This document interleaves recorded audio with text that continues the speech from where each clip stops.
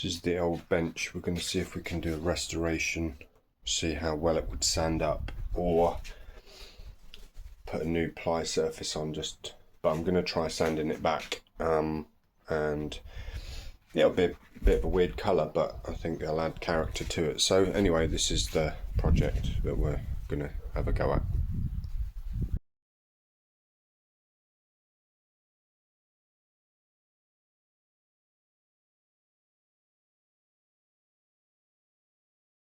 So all we've got is a P120 disc, and we'll see how we get on with that. Yeah, just outside now, so ventilated area, keep the dust out of the lungs. So the first pass has gone all right.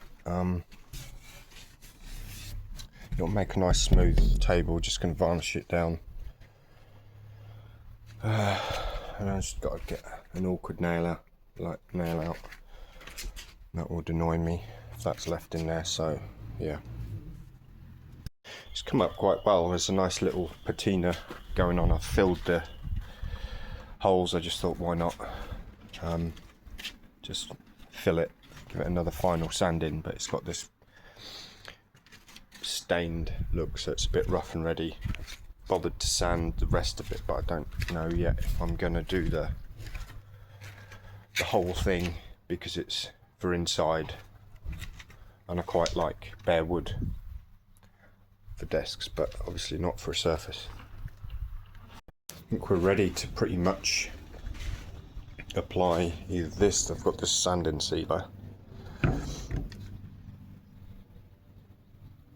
and it sort of suggests that this is a finish in itself, which is interesting. So I might try and apply this and see what it's like, because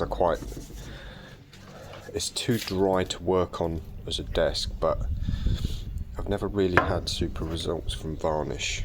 But I read online, somebody said to do sanding sealer first, then your polyurethane sort of finish. But I think this is a water-based varnish. If I didn't know such was possible, but yeah. So anyway, this is what we're left with.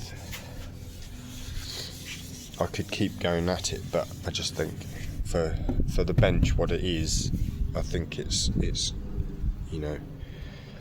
going to be limited, and I'm going to use the other side as my work side, because it's just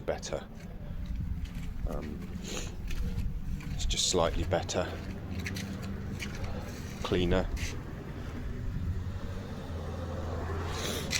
So yeah, I'm just going to give it a coat using a sponge of sanding sealer and see what happens. Yeah, interesting.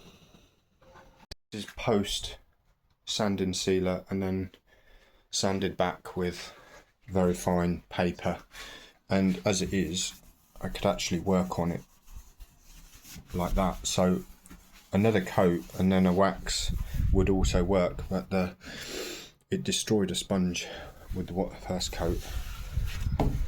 So I can't decide. Decisions. I'd learn something by putting on the varnish now, but would it make it a crappier finish or not? I don't know.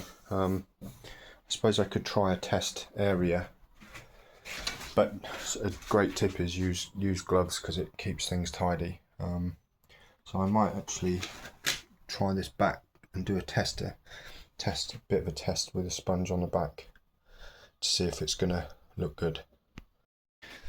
So we just put one coat of the, what's it called, satin varnish on, and I don't think I'm going to bother with a second. I decided to put it on because it was the tin didn't open very well, but I've just managed to get it shut again.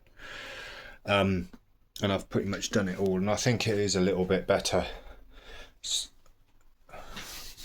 and it's nice and smooth. It's lovely and smooth to work on, and it hasn't even had a sand or a polish yet. So and yeah, it didn't go on the most evenly, and I actually tried using a scouring pad and nitrile gloves.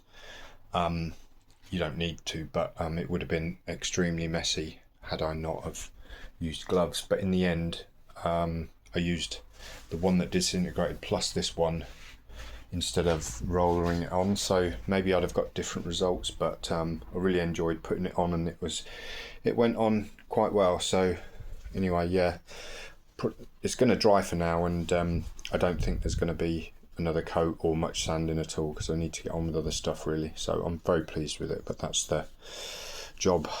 Hopefully you liked this video, and yeah, so you're going to get stuff like this really from me. So if you like that sort of thing, and you know, just random projects, then you may as well subscribe. You won't regret it.